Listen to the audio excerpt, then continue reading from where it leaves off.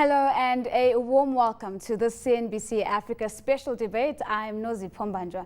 Now, economic growth and prosperity are inevitably linked to a standard of a country's infrastructure as its competitive advantage. As South Africa's economic heartbeat, the province of Gauteng needs a modern and properly articulated vision for infrastructure as part of its long-term plans. Plans aside, Gauteng also needs a strong skills base of artisans, engineers and technicians in order to turn the vision into a reality. Over the next hour, we'll be taking a closer look at the skills needed to meet Gauteng's infrastructure demands, including the role of public-private partnerships in accelerating skills development. Joining me in studio to unpack these issues are Kevin Wall, a civil engineer and town planner with the CSIR Built Environment Division, and Willie Matea, business manager for industrial skills development at Gajima. Gentlemen, thank you and welcome to the desk. Perhaps let me start off with you, Kevin. In 2012, we understand that the Department of Infrastructure Development saw at its helm a new leader in the sense of MEC Qedani Mahlangu. She did a skills audit, which was one of the first things she did when she came into that particular position.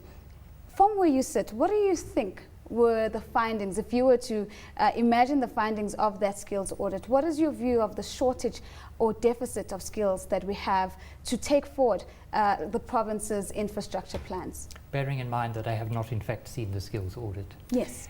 Is this an audit of public and private sector skills? An audit of public sector skills in particular? Purely of the public sector skills, but across all the departments. Absolutely. So to speak, yeah. And bearing in mind also that the province is not responsible for quite a few of the services which we're more familiar with on a day-to-day basis, and those provided by the municipalities, and that's where a lot of the issues lie, and also the government services as well. But for example, Gauteng would be responsible for the education, primary education, would it not? Certainly responsible for that kind of thing, and public works and transport.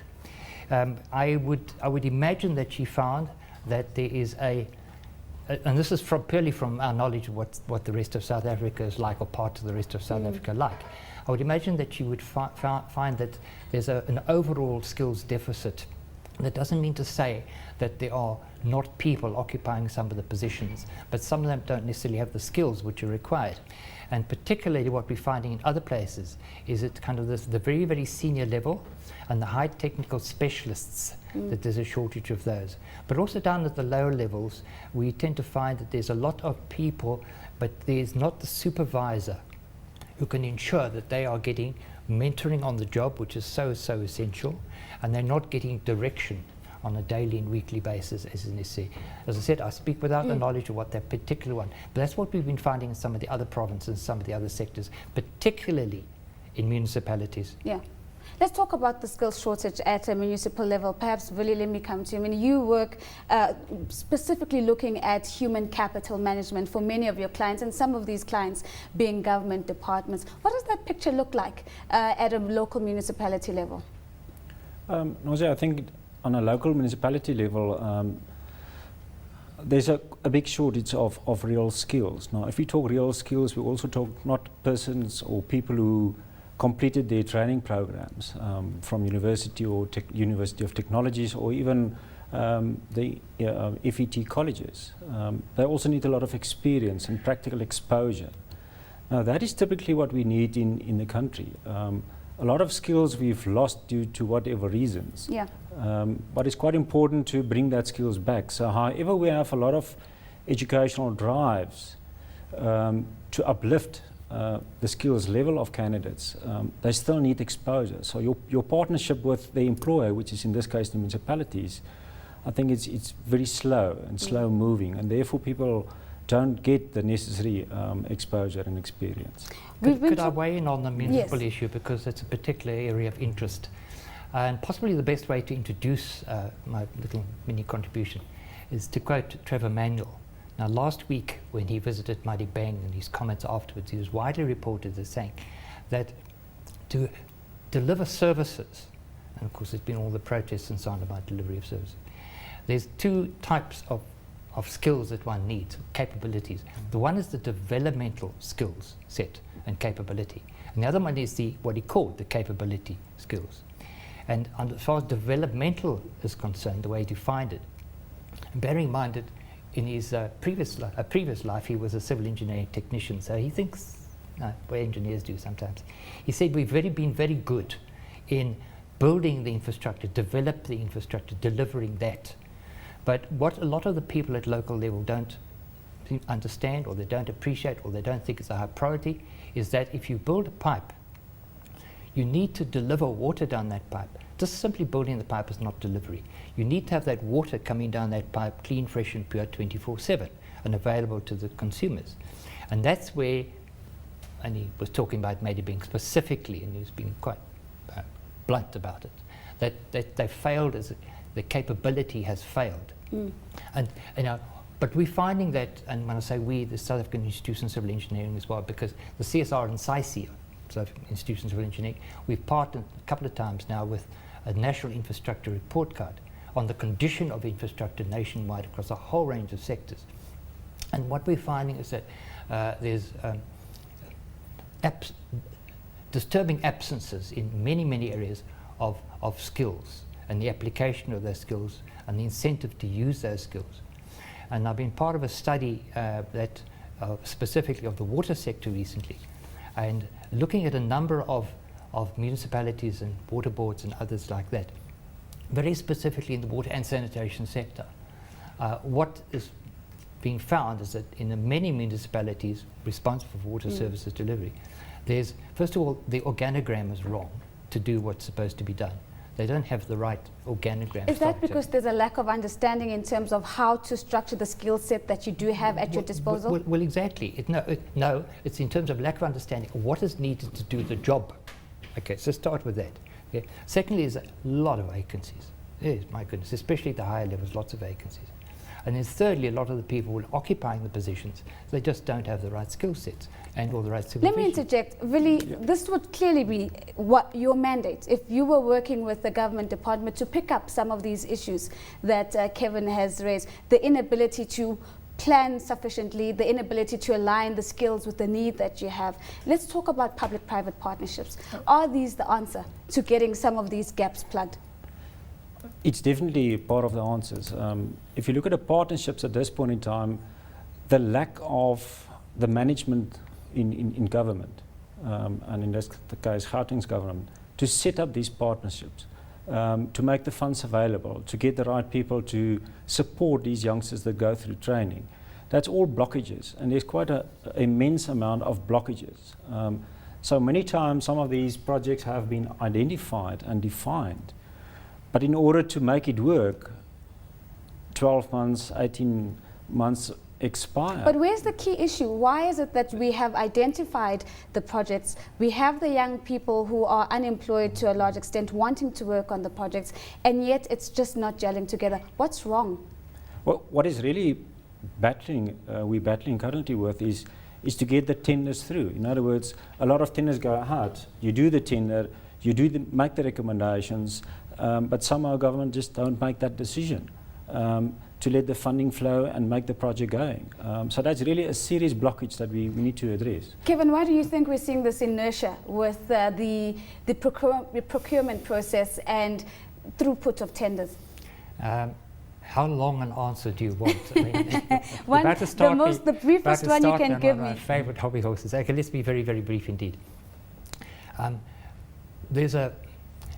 Procurement is a broad term. Let's take your department, your state institution, or your municipality, whatever. And there needs to be an understanding, which often isn't there, that procuring paper clips and procuring a 25 million rand infrastructure project are not the same thing. There's processes which need to be completely different for these two types of things.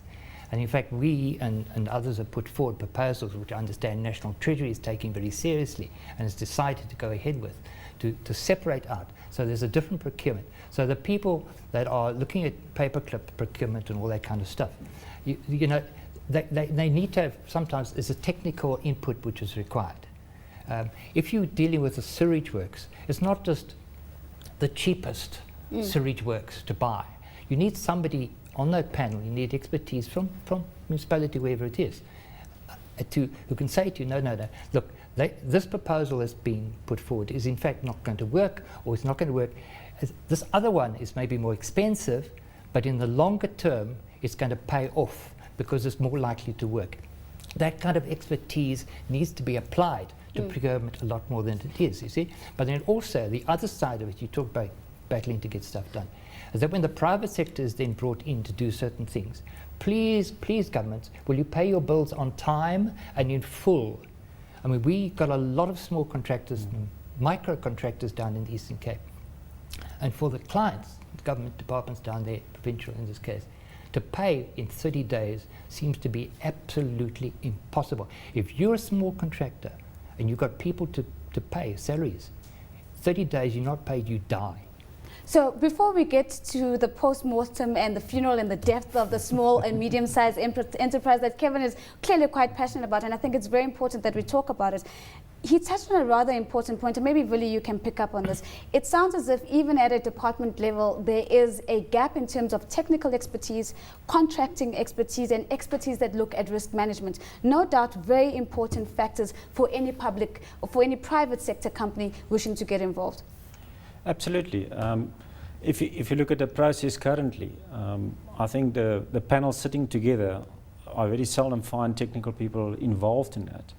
And I think I want to support what Kevin is saying in that many of these projects get stuck and doesn't even get from the procurement process. In other words, the funding is available, budgets is running over, and then thereafter the process is not going. So what is quite important now is to have engineers to understand what is the right process to follow in order to get this project going. Quality is very important, and many times people cut budgets and say, well, you need to do it with less money. But skills and competencies, it can't be compromised. And I think many times we try and compromise the skills and competencies to say you must do things in a cheaper way or in a faster way. And sometimes fast-tracking to give people skills is not always the right way of doing things, because you take shortcuts. In taking shortcuts, people don't get exposed to the whole spectrum of their specific curriculum or their subject of expertise. I mean, if you take waterworks, pumps is a very important aspect in that. How many people in the municipality still have currently understanding of what is pump systems, what is the maintenance of pump systems, etc., etc. So that is really where the lack is currently occurring, and you really get stuck with government and can't go forward. Could I say, I mean, Trevor Manuel again talked about Medibank, and he pointed out that for the bulk supply there were actually 3 pumps available, had been available. One broke down some years ago, was never repaired. Second one broke down, was never repaired. Crisis when the third one broke down.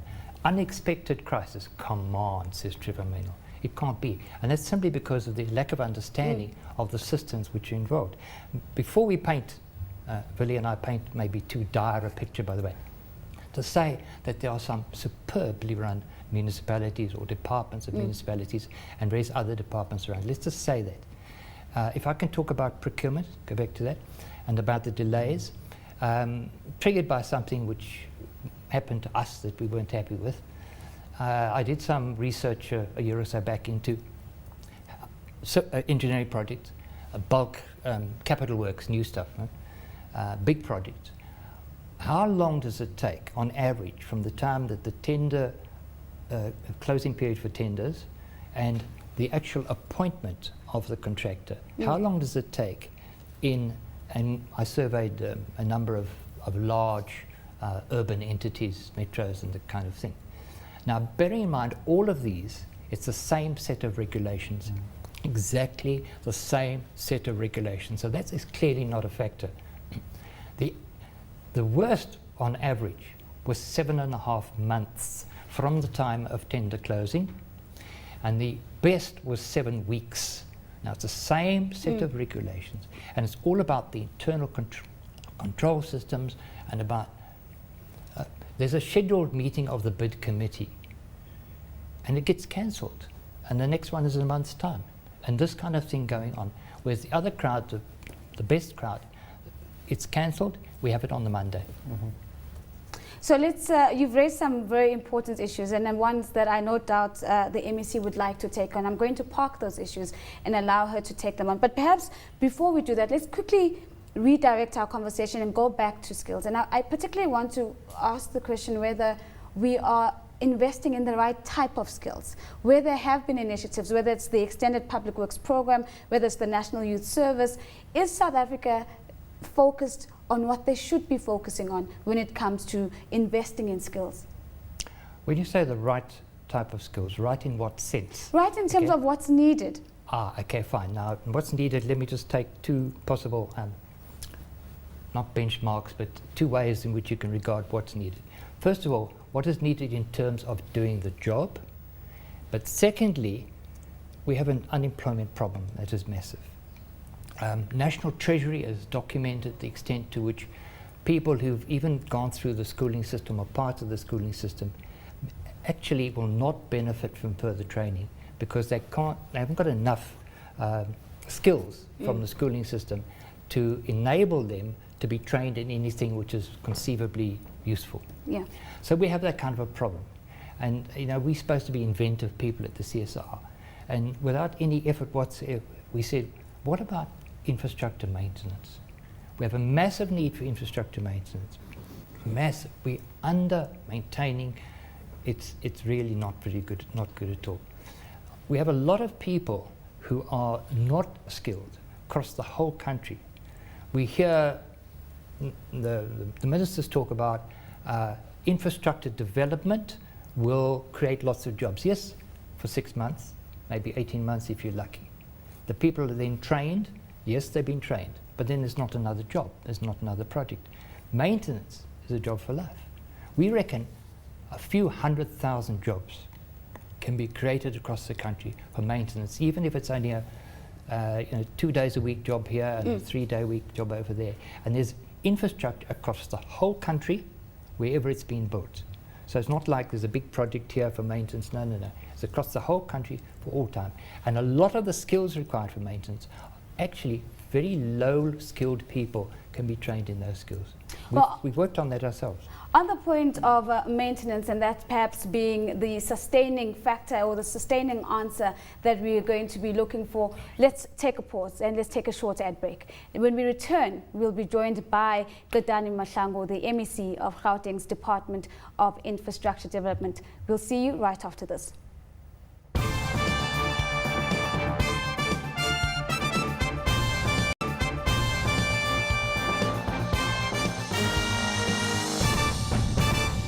Welcome back to the CNBC Africa debate. We're focusing on infrastructure skills development and the role of public-private partnerships in accelerating the development process. Joining us now is Gauteng Infrastructure, the MEC at the Gauteng Department of Infrastructure Development. And still in studio, we have Kevin Wall, a civil engineer and town planner with the CSIR Built Environment Division, and Willie Matea, business manager for industrial skills development at Gijima. Madam, thank you so much for making the time to join us. Now, in the first segment, we had quite a ball discussing Gauteng and having quite liberal views about what had been done and what had not been done. But perhaps let's take a step back and let's give you an opportunity to paint the picture for us in terms of what is the state of skills development in the province with regards to our capacity to deliver on the infrastructure projects in the pipeline. Thank you very much, Nozipo. Firstly, you'd remember that after 1994, many professionals in the public service took a different direction. Some of them went overseas, and other people went to the private sector, and leaving the public sector largely drained to the extent that at some point we used to have an urban legend we called the oldest artisan. I think in around 2008, 2007, it was a white male African who's 54 years old. So that's where we come from. And of course, as you know, that transformation had to be factored into the equation. All of that, given the fact that the government had expanded beyond your typical TPA administration, there's growth. The province was experiencing incredible growth together, private and public sector. On the basis of that, the provincial government took a decision a while ago to pursue what we call Master Skills Plan. Master Skills Plan simply was meant to identify the key skills that are needed in the economy, so that the department relevant for attracting these skills, we are able to attract those. Of course, we're supported by the OSD, the Occupational Specific Dispensation, which largely started in the health services sector. Now it is implemented in the area where we are in the construction space or the built environment broadly. So having said, given that context, where we're sitting currently, of course, I think there's been an era where a lot of government capacity was simply dependent on outsourcing, meaning that for us to fix a tap, we've got to go out on tender. For us to fix a broken toilet seat, we've got to issue a tender, and all of those things. So, and I think what we are doing now, we are reversing that kind of work. What are we doing? We were given money by Treasury when we moved into DID 2012 July to say, this is money that we're giving to you, and transport was given almost, I think, quantum relevant to theirs, because these are two infrastructure related departments in the province. What that money is meant to do was simply meant to help to recruit skills that we could not attract in the public service, because we did not have sufficient budget. From where we're standing now, I think within 3 months of the time when we started the recruitment, we recruited more than 200 people. And I'm talking about artisans of different kinds. I'm talking about the skill engineers of different kinds. However, there was a difficulty with that recruitment. What was the difficulty? Which continue to face us today. The difficulty is that we're recruiting people, professionals who are not necessarily registered with the different bodies like the Engineering Council and all of that, simply because partly it's around transformation issues. Secondly, it's around the fact that people realize that when you are trained as an engineer at varsity, you need to go through a long procedure of being attached to project, of being attached to do the actual work for you to be registered professional to do this work. So once they qualify, sometimes they turn around and do other things outside of what they trained for. So we've looked at all of that. We're working with the Council for Built Environment at national level. We brought Engineering Council of South Africa into the equation. We then said that this is a problem we're facing. What can we do collectively to work together? I think we're also working with CSIR and many other bodies to say we need to ensure that the province government in particular must have capacity. Today, where I'm sitting, we have, for instance, our boiler team, our boilers in the hospital used to be fixed by through tenders. Issuing of tender. Today we've got a boiler crack squad, which simply when the boiler is broken, the team, they go out and fix those things. But also you needed to capacitate or give these people tools of trade. What are those? Are toolboxes of different kinds. We entered into a partnership through a builder's warehouse. Yes. We bought 82,000 pieces of equipment. From Builder West House. They package them for mechanical engineers, for boiler makers, for electrical engineers, for welders, and the list is long to say, fine, now you have your toolbox. When there's a problem, there's no reason for you to go in, oh, sorry, the toilet is broken, I'll come back another day, or go and get the call a tender. We simply say, the toilet is broken, here's my toolbox, I can fix this problem. So I'm comfortable from where we're sitting now that we have done incredibly well. Of course, we've not resolved all the problems that are there. We still lack a lot of project managers. I would like to see with the 200 and odd projects we have to have a project manager for every one of them. However, that is work that's going to take us a bit of time. But partnering with the private sector, which is what I'm really excited about, the work we're doing with CSIR, it has not yielded the results that I would like to see. And also bringing HSRC and many other bodies from the private sector. I'd like to see that partnership being strengthened. MEC, let's go in that route. You say that the partnerships with the private sector haven't yielded the results that you would like to see. From where you sit, where is the backlog? Why do you think that these partnerships are not gelling? I mean, for instance, my view is that CSIR is a government body, so it should be easy for us to work with them. And of course, Kevin smiles, but we'll get a response from him. It will be easy to work with them, but we've got to follow procedures. They must compete with any other company. Then we want to work with them. So that's one of the problems that we're dealing with. However, we're trying to find ways of that part of the delays, but also getting the private sector colleagues on board. You've got to be very systematic, get someone like CSIR or any other credible body to tell you this is fish or cattle or this is fowl, because sometimes people come and sell you solutions which are not going to help us in other things. And most of the times I go on radio and I say this, people says, oh, I've got a solution, and only to find that people are wanting us to buy their solutions, which are very expensive, but are not yielding, are not going to give us the result we're looking for. So an organization like CSIR, and also I think there's something that we're not exploring, which we've begun to talk about, is the Defense Force. They've got a lot of capacity in terms of the way they train soldiers and all of those things. And that's one other element that we need to factor into this, so that we can indeed private sector, bring public sector in its totality, and then work together. For instance, we need to be able to share engineers, because we can't, an engineer can't be paid less than R1 million if you want a good engineer who's got experience and all of that. So for you to be able to attract for City of Johannesburg, Tshwane, and all of us combined, there's a possibility of us that we really put our resources together, we share and say, these super engineers are going to support the Gauteng province in its totality together with our municipalities. That will help us, I think, to crowd in not only the private sector and the other entities in the public sector, but also bringing, rationalizing the way we do it. MEC, let me jump in and let me rope back Willie and Kevin back into the conversation. A number of issues that the MEC has touched on, and perhaps Kevin, let me give you an opportunity to come back on and briefly on a point that she's made around the inability to get a really successful and effective partnership going with the private sector, and in particular talking about the CSIR with which you are a part of. From your understanding, do you think that these challenges are insurmountable? Well, it depends on the situation, and MEC, I regret to say I have no personal knowledge of the particular instance you're talking about, the partnership you're talking about, and the procurement efforts that you've been going through. I do know that we have quite a number of other memoranda of understanding or agreement with various organizations.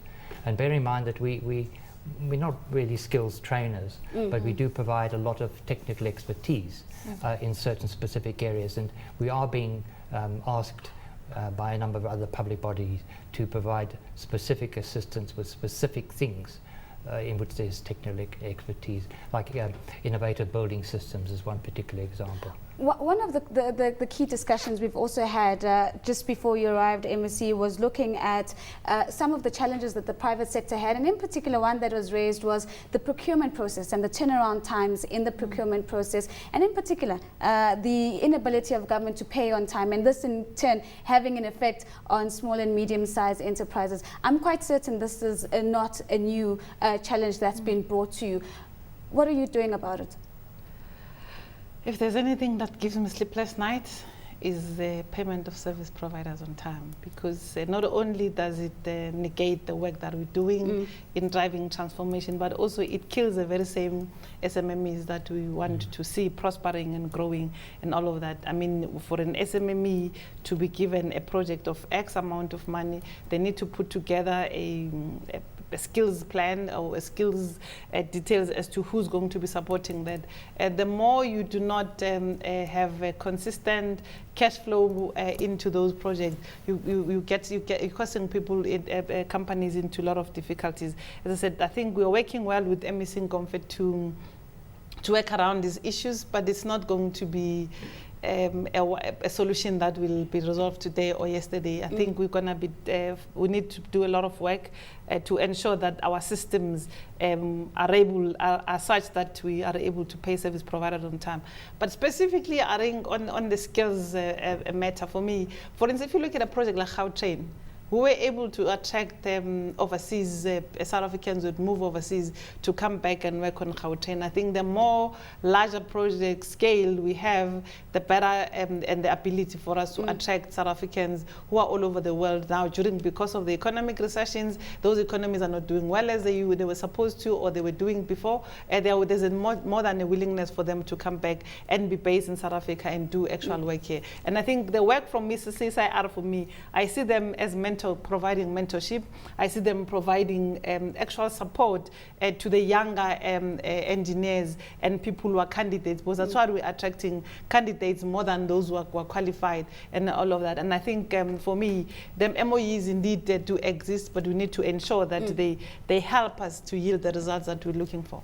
And bottlenecks, that's the best thing about having such conversations. Really, let's come back to a debate that we had earlier on, and this was the differentiation between infrastructure skills and maintenance skills. Do you think that that government, provincial government, MEC, is getting that balance right?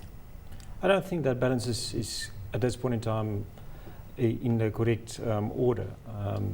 I want to go slightly back what the MEC said regarding projects being awarded. What does the government do in order to beef up their project management? Because a lot of these things happen regarding project management. How do you manage the project? What is needed in the project, etc., etc. So with the project management, I think is an important skill in awarding tenders and get tenders and assignments to go forward. We also have a different sort of skills type that you need regarding maintaining your current infrastructure, like your water systems or electricity systems. But a lot of new technology also come in, like with the Gauteng. Yeah. And are we skilled with that?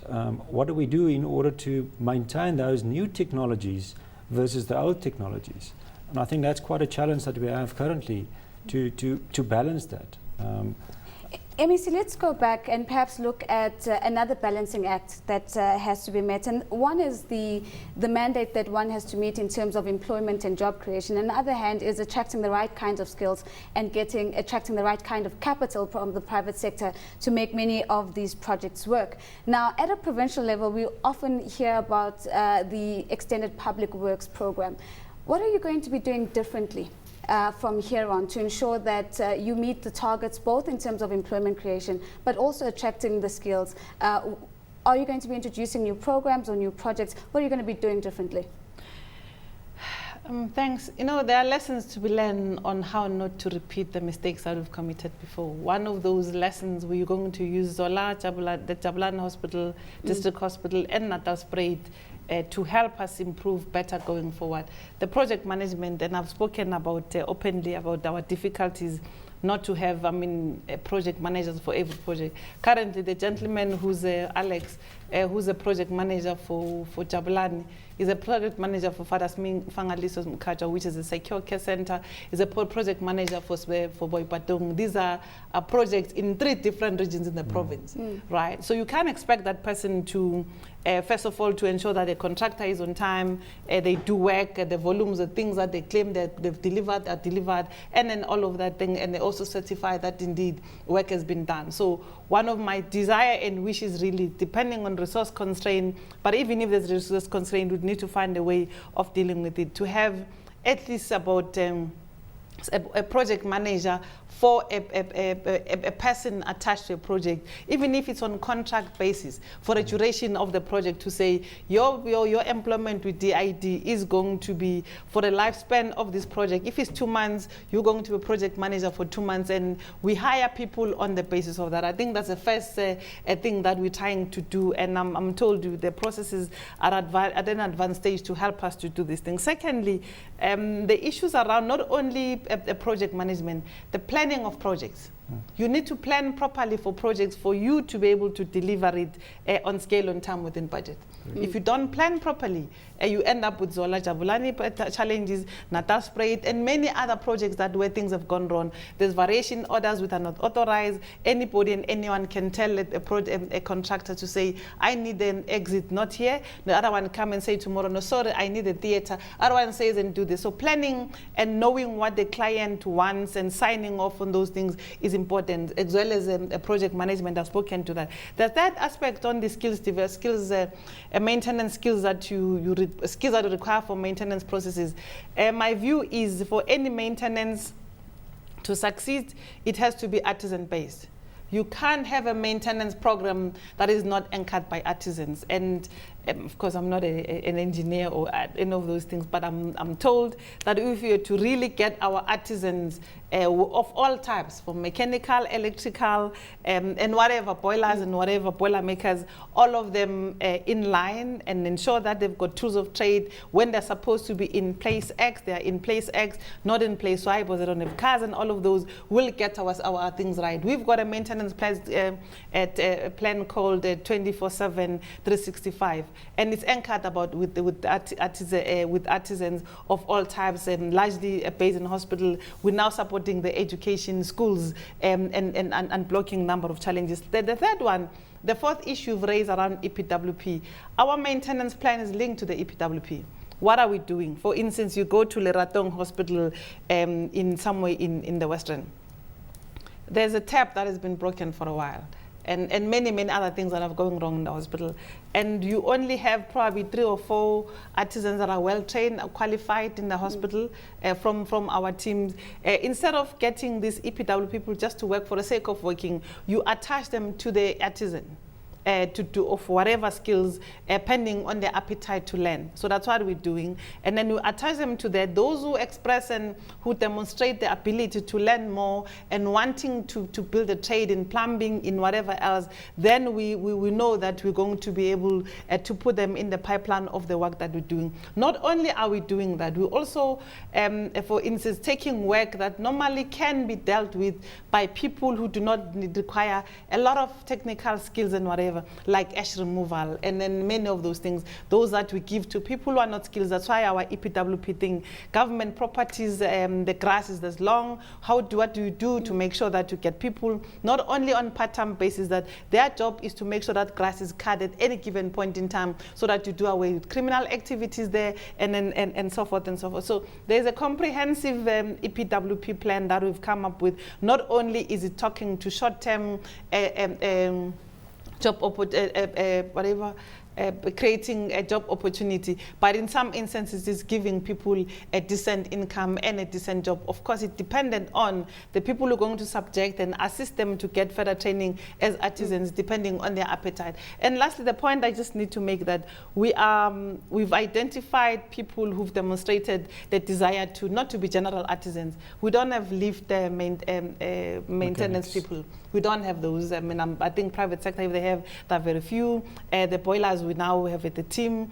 It's the lift, it's the autoclaves, the chillers, and all of those. So now we're specializing on all of the things that we buy that are critical to the functioning of the public institution, particularly health. What are we doing in just not only identifying them, we're saying to the lift operators, some of them have agreed that we can send our teams to the factories where they're manufacturing these lifts or whatever the things we're buying from them overseas, so that they can learn and understand how this thing works when they come back here. When we say we've got lift specialists, we know that these people have gone through the rigor of understanding the lift from inception to the end, and they can help us to maintain those, because so that you're not beholden to service providers, which currently on some of those technical things would depend on them.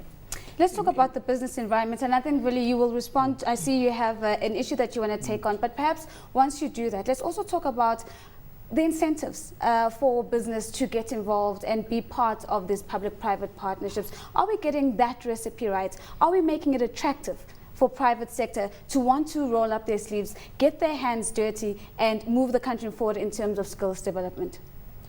I think a lot still need to be done about that. Currently, a technical job or an artisan job is not attractive to the people out there, and many people see that as not a way to have a career. I think a lot of things that we can do in local government is really to market and have really career advice to the youngsters at schools, what is needed and why is it needed. And it's a very important role that needs to be played.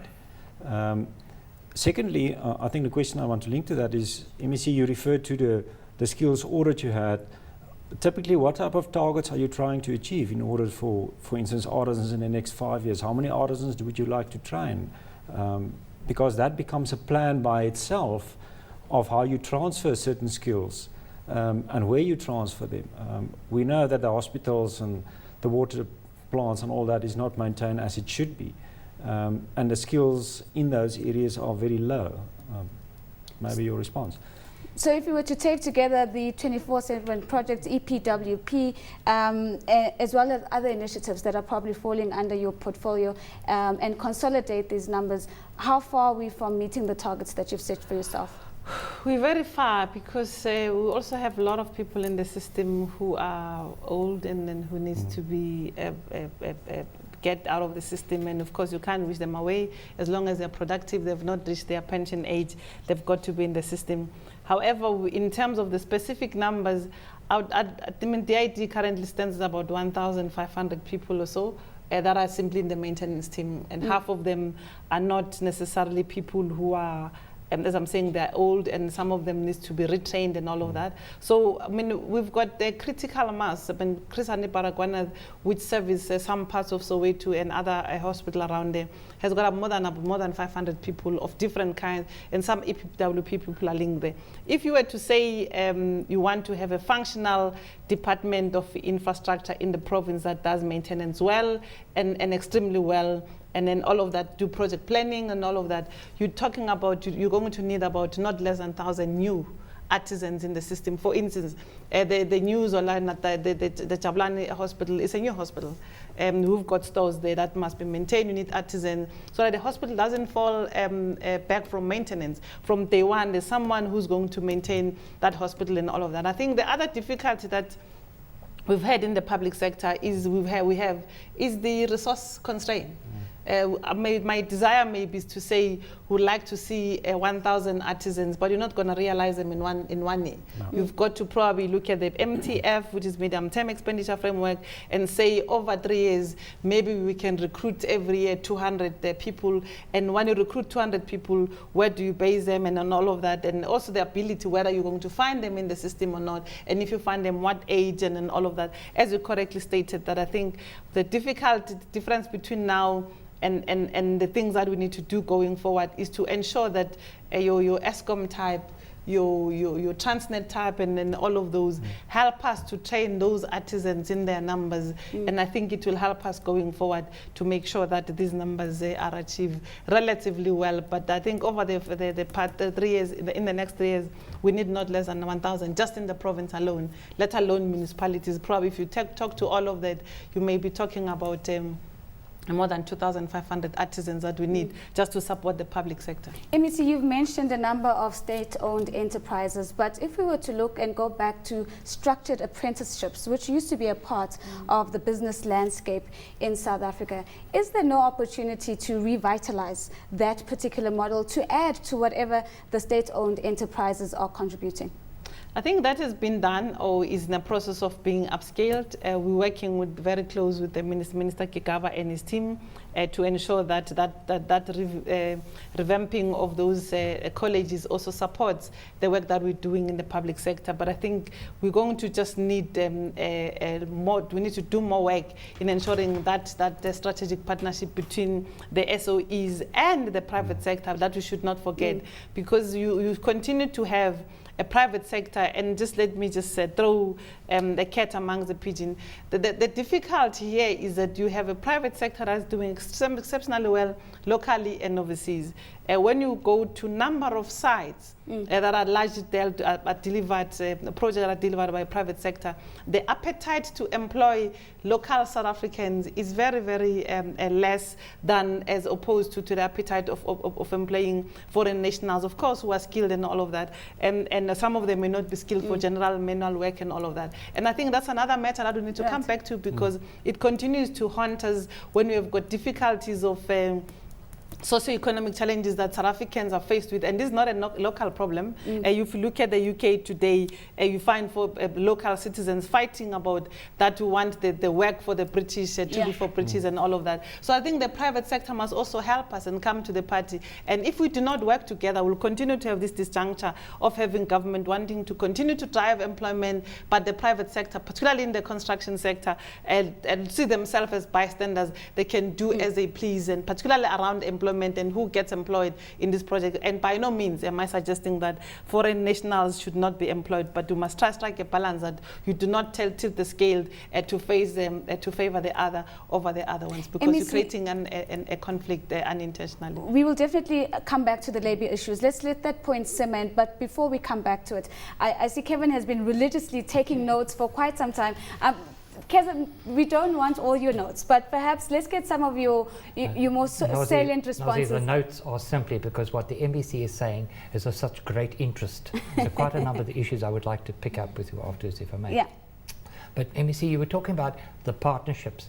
In the white paper on higher education and training, which Minister Bladen Zamandi released about third week of January, he had some very, very interesting figures there. And he's talking about the fact that he wants the university sector to increase from about 1 million at the present time to about 1.6 million by 2030. It's only 16 years from now. But the FET college sector, which is now called the TVET, Tertiary Vocational Education and Training sector, that is, he's talking about from something like about 2/3 of a million, 3/4 million now, to going to 2.5 million by the year 2030. Now, the white paper doesn't have the detail about how it's all going to work and necessarily what the skills are. But I just ask if, let me see if in fact, not some of those skills which are required, will they not come from not foreign people, but they would come from South Africans who are coming through the schooling system over the next years, through the system already, South Africans trained by South African institutions, and they'd be part of that number from increase from whatever it is to 2.5 million by 2030. Surely a lot of your skills needs would come from that sector. I fully agree, and I think what the Minister Nzimande has done is really helping us to take the process forward. FET College are going to be very important going forward, because also remember, people simply see FET colleges as at a low level kind of training, and it's not seen as a vocational training as you'd see in other parts of the world where vocational training is very important. But not only should there be FET college, the numbers that we're referring to here are important. You need the private sector to take those people. For instance, in one of the departments where I used to work, we had a molding and tooling initiative which we started. I mean, the Premier was talking about it today.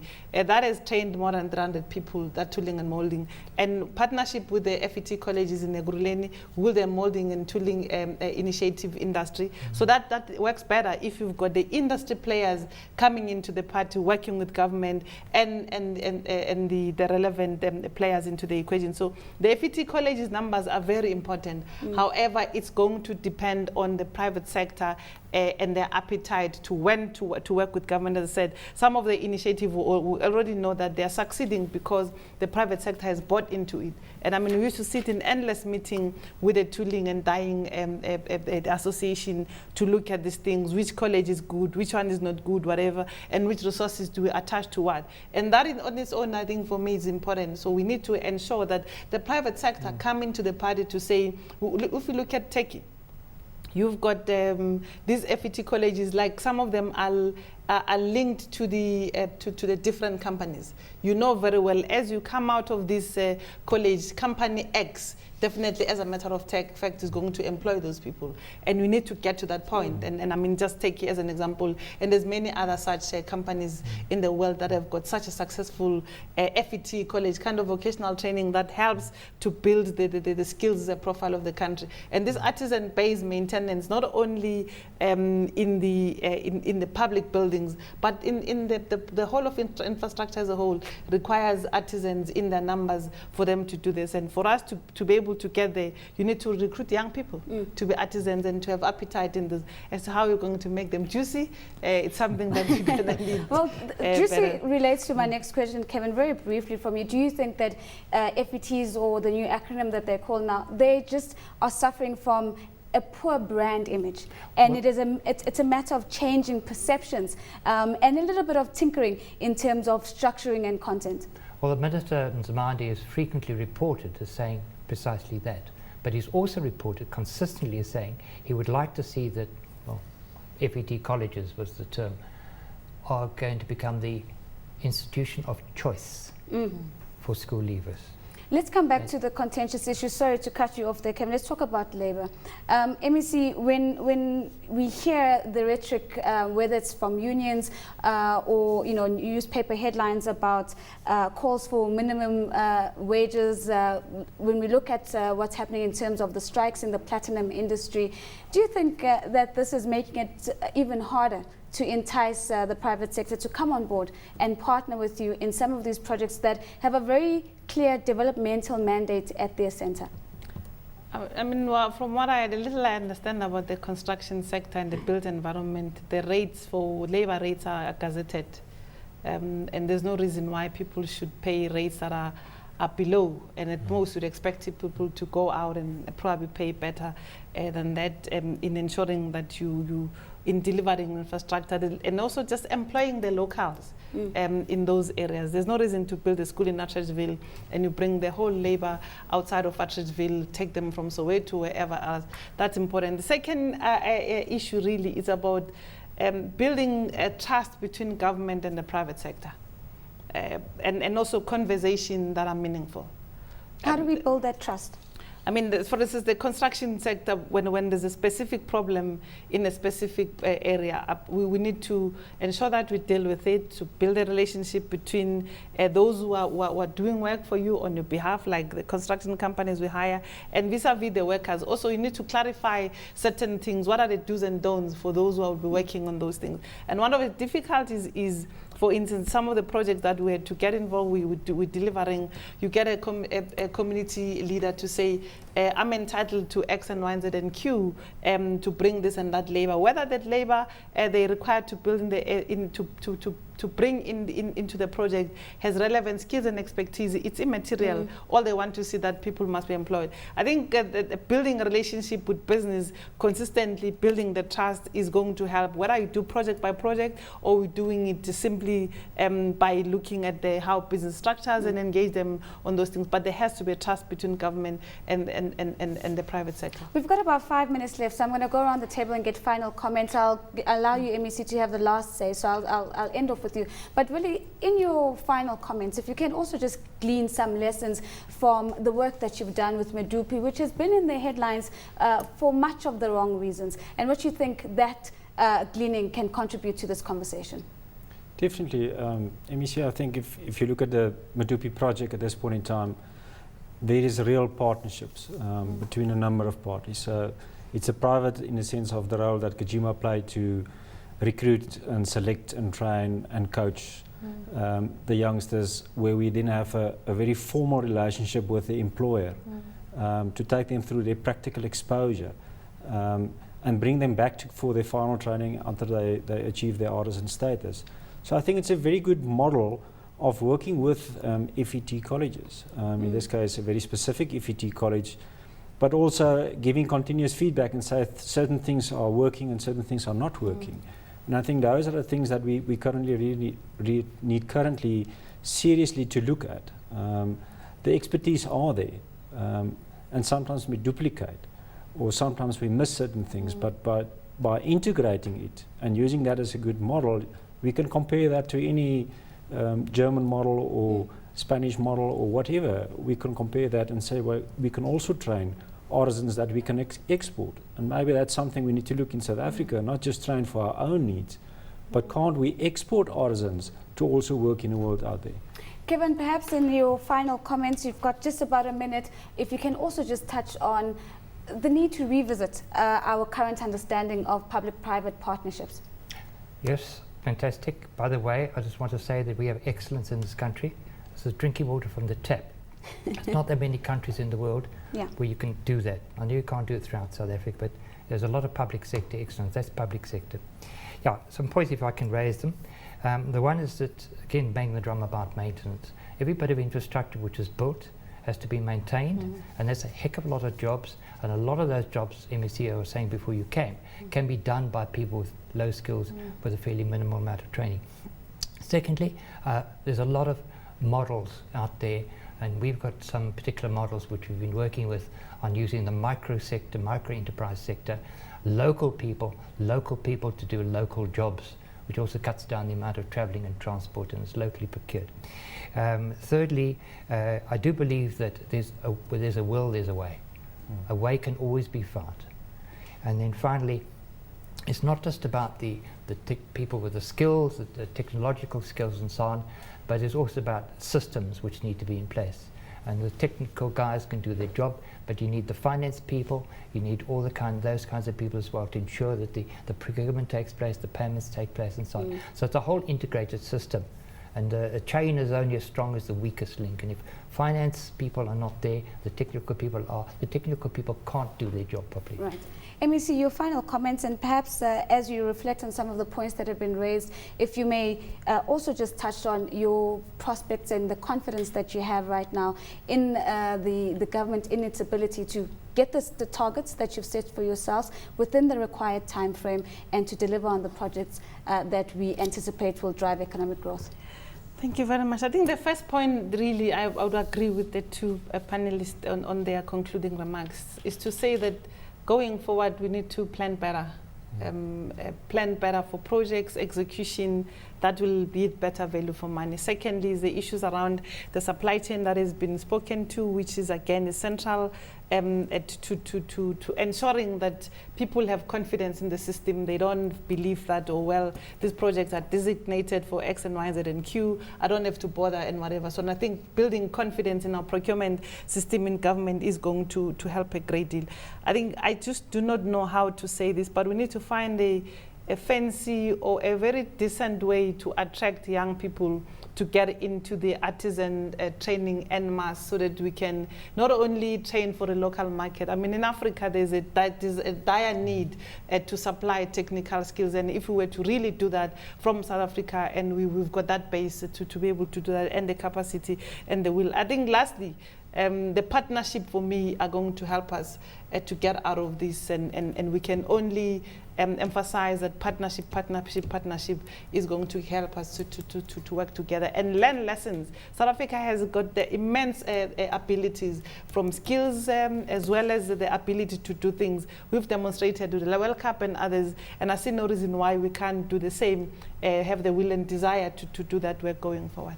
And on that note of partnerships, and more partnerships, thank you to all my guests for joining us. Of course, that is thank you to Gauteng Mahlangu, MEC, Gauteng Department of Infrastructure Development, Kevin Wall from the CSIR, and Willie Matea from Gijima.